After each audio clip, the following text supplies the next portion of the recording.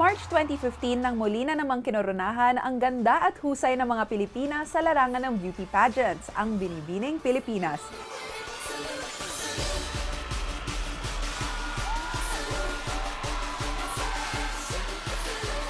At sa gabing yon, kinilala ang mga kababaihang magdadala ng pangalan ng bansa sa international pageants, kabilang na dito ang prestihiyosong Miss Universe 2015. Nakamit ito ng 25-year-old Filipina-German na tubong Cagayan de Oro City, si Pia Wurtzback. Our Miss Universe Philippines 2015 is none other than Binibini Pia Wurtzback!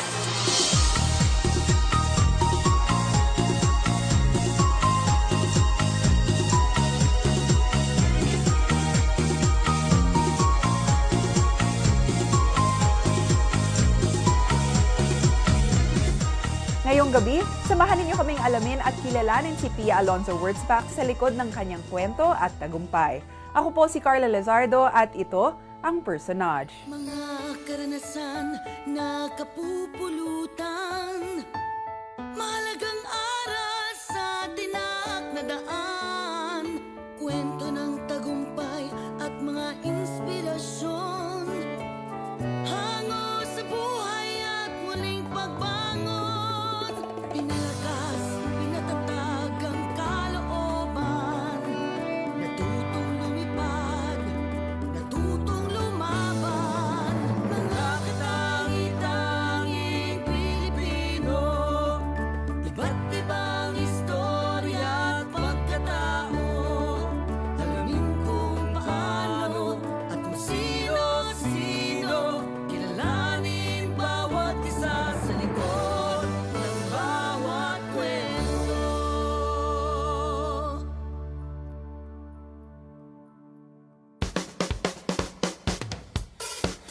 We gon' do this. Isa ang Miss Universe sa mga inaabangang beauty pageant sa Pilipinas at maging ng buong mundo.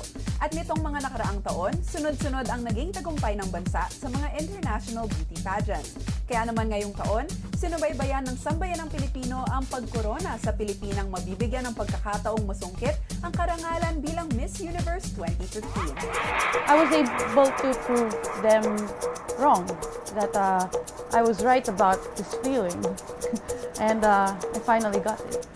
Pia Wurtzback, Cagayan de Oro City!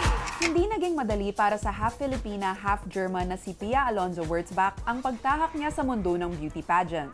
9 na taong gulang pa lamang si Pia nang maghiwalay ang kanyang mga magulang.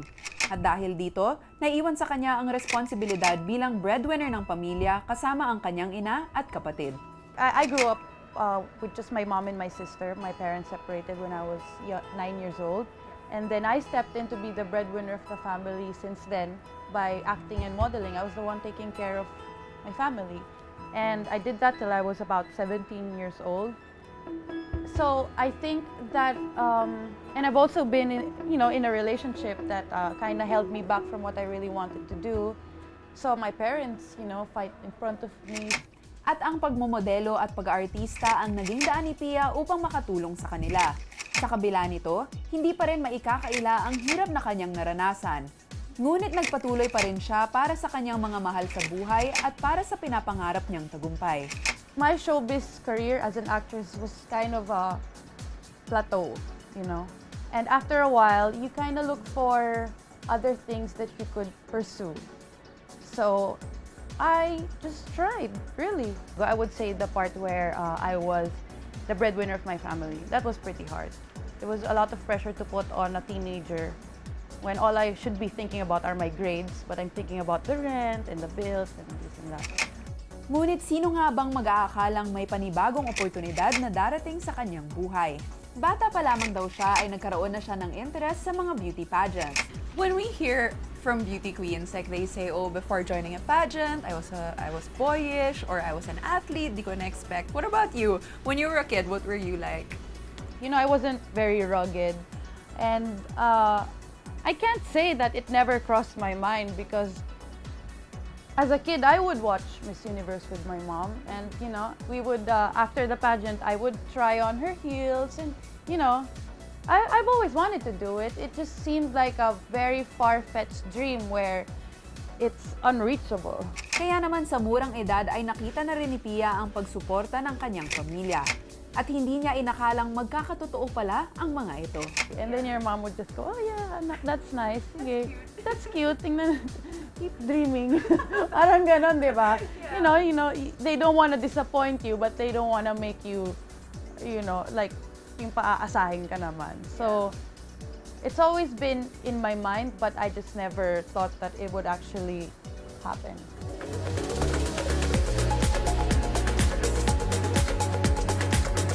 Sa pagbabalik ng Personage. I was with Binibini for a year that time, and I did all the training. I was as prepared as the other girls just in case they wouldn't be able to make it to their pageants. And I thought to myself, sayang naman tong tinraining ko ng 1 year, gamitin ko na lang. That's why I decided to join for the second time.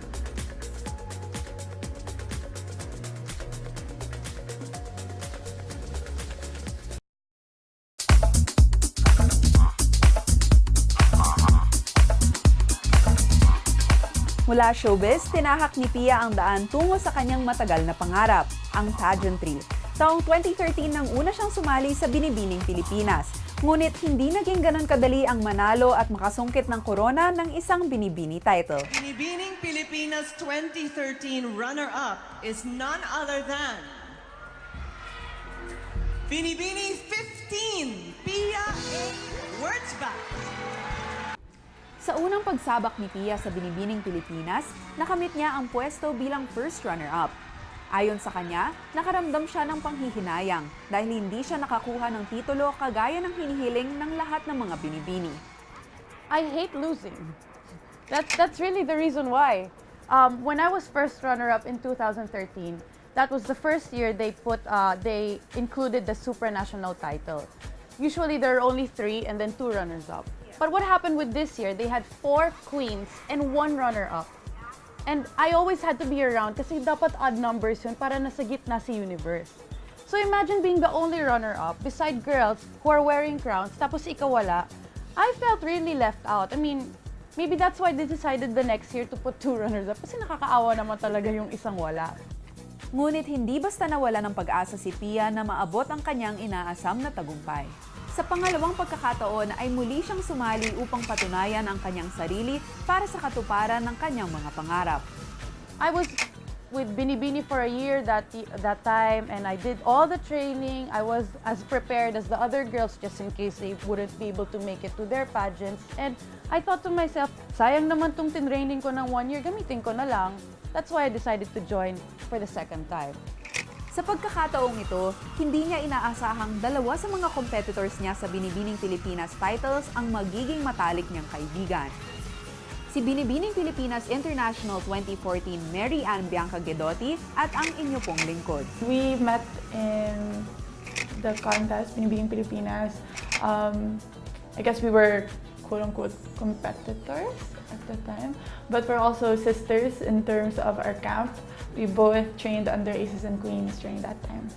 We found the same things funny, the same jokes funny. Medyo obscure minsan yung humor namin. So it's me, Pia, and actually Carla who really got each other in terms of humor. And then the competition somehow also made us closer because we were all experiencing the same thing. Ayon kay Bianca, naging malaking tulong si Pia sa kanya sa unang beses niyang pagsali sa Binibini.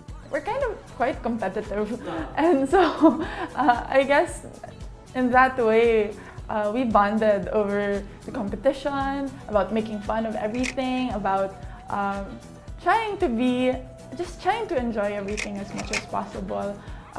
It was Pia's second time, and it was my first time, and she kind of just guided me in a way na, her first time she was very uptight, she's very competitive. She said that she forgot to enjoy the experience, and that's what she kept reminding me na, you should, it's a competition, but you should enjoy it. At marahil dahil sa mga payo at suportang ipinakita ng mga kaibigan ni Bianca, nasungkit niya ang titulo bilang Binibining Pilipinas International 2014. Ngunit sa taong rin iyon ay hanggang semi-finalist lang si Pia.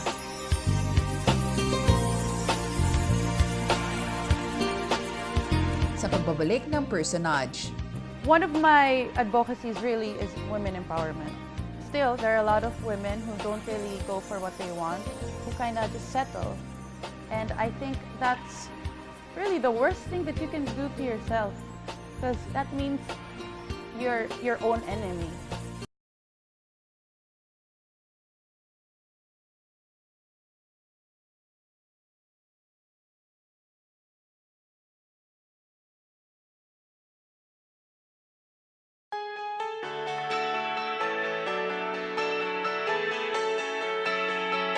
Sa pangatlong beses ay nagdesisyon muli si Pia na sumali. Sa pagkakataong ito, maging ang pamilya niya mismo ay gusto na siyang tumigil at dumating sa puntong hindi na siya sinusuportahan. Ngunit sabi nga nila, kung walang tiyaga, walang nilaga. Runner-up.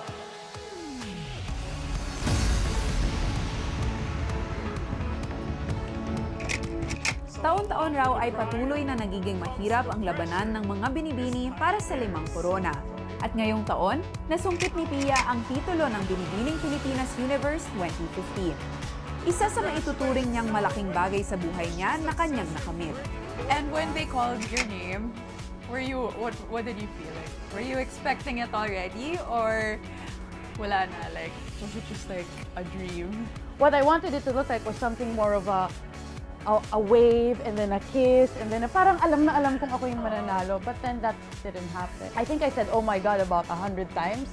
Tapos yung talagang gasp ko and then parang mapapaluhod yata ako sa tuwa na the real Pia came out and it was nice. Ngunit gaya ng mga naunang Binibining Pilipinas title holders, hinarap din ni Pia ang iba't ibang mga isyong pinupukol sa kanya. Pero ayon sa kanya, binabaliwala lang niya ito. Sa halip ay tumututok siya sa mga charity events ng Binibini at sa kanyang natatanging advokasya. I don't really mind those things. And I try to stay away from it too. I don't read. It helps a lot. I don't read anymore. anymore. I'm not, I know, you looked at me like, you're lying, girl. But what I meant was, I don't read anymore. I used to. Back then when it was fun, now it's not fun. One of my advocacies really is women empowerment. Still, there are a lot of women who don't really go for what they want, who kind of just settle. And I think that's really the worst thing that you can do to yourself, because that means you're your own enemy. Batid ni Pia ang pangangailangan ng lipunan na ipaalam ang mga usapin at mga isyong pangkababaihan. Kaya naman, malaking tulong daw sa kanyang advokasya ang pagkakahirang sa kanya bilang Binibining Pilipinas Universe. So one could be struggling like gusto niya makapag-aral, and then the other one, she feels like she can't really decide for herself because hindi masyadong open yung women's rights doon sa place na yon. And then another one who, wala, she can't afford food. That's her dilemma. And then, so iba-ibang struggle sa iba't ibang places. And I think something should be done about that. What I plan to do is really keep talking about it. Because what can I do? Okay, that's the same kind of strategy that we do as beauty queens when we wanna raise awareness on issues, right? But this is my issue, so I'm not gonna stop talking about it until people start thinking. What else do you want to achieve in your career? What I really want to do is I want to talk to like a crowd. I enjoy doing that. And it would be nice if I could do that to young women. I feel like I'm relatable because some people might say that I have a success story already to share, but I don't think so. I'm just like everybody else. I'm still trying to figure out what I want to do, where I want to go, what I want to achieve. And I'm like you, like everybody else, I'm in a struggle to get there. So, let's help each other. Bagamat hindi pa tiyak kung kailan at saan gaganapin ngayong taon ang Miss Universe 2015, lubos na nagpapasalamat si Pia sa mga taong nagpakita ng suporta at patuloy na naniniwala sa kanya. So I would like to thank all my friends who helped me, and then I'd also like to thank my teachers, my mentors who made me believe that I had something to offer for educating me and giving me the confidence, really. They saw something in me that maybe, you know, I didn't see for myself at the beginning. And they helped me become more confident. Of course, my family for being supportive. Sometimes, you know, because there was a point where they were really stopping me from joining again. But then, ngayon sila naman yung tuwang-tuwa at sila pa yung mga todo, you know, todo promote, ganyan.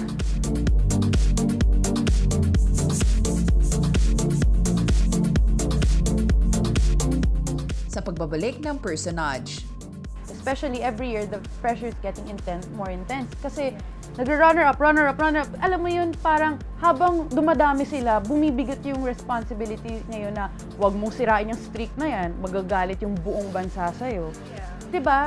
Yung ganun klaseng responsibility na dala mo, ang mangyayari tuloy, it will start to feel so heavy that nawawala yung pinaka-essence ng pageants.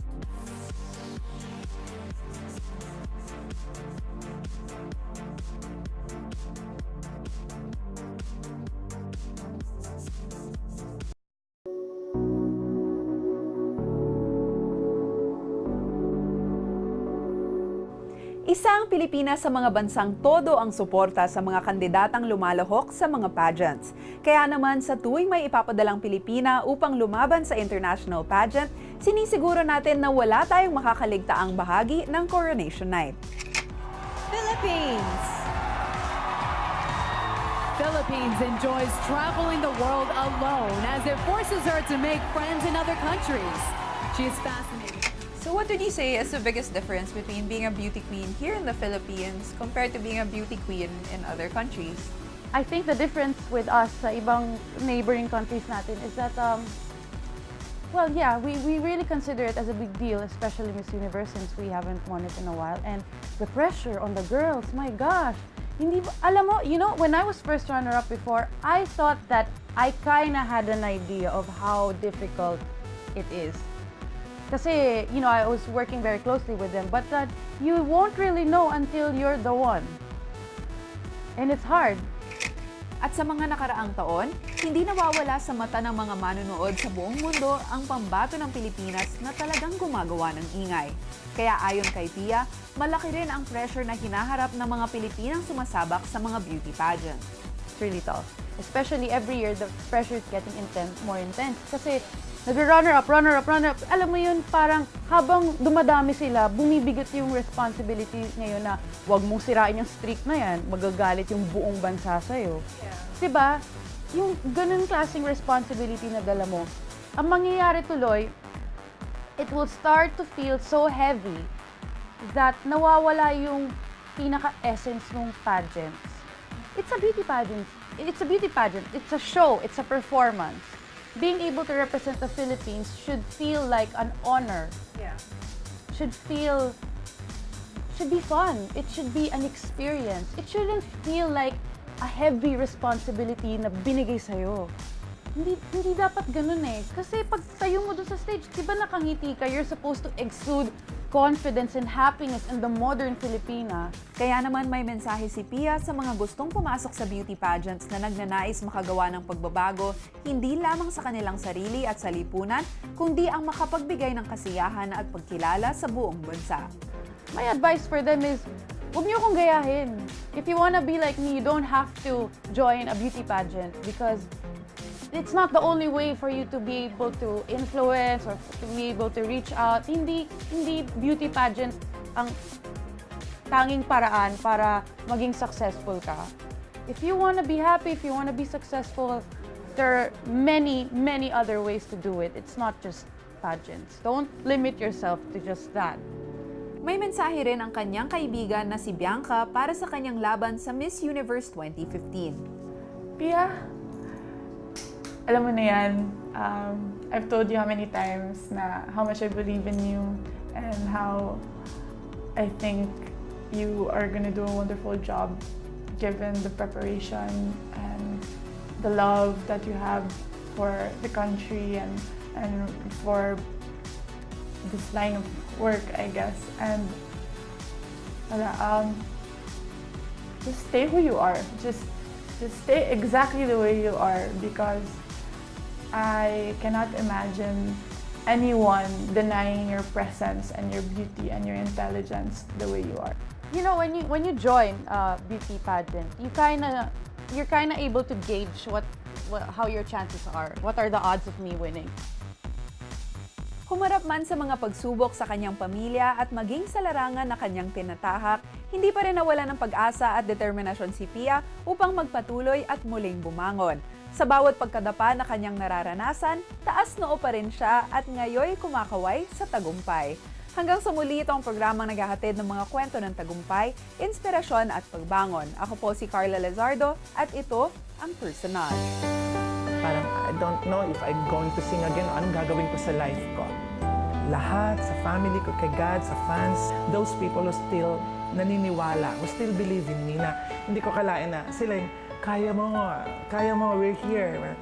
I'm also surprised na nandyan pa rin sila. Nararamdaman ko yung love, yung pagmamahal nila sa akin. Ang sarap.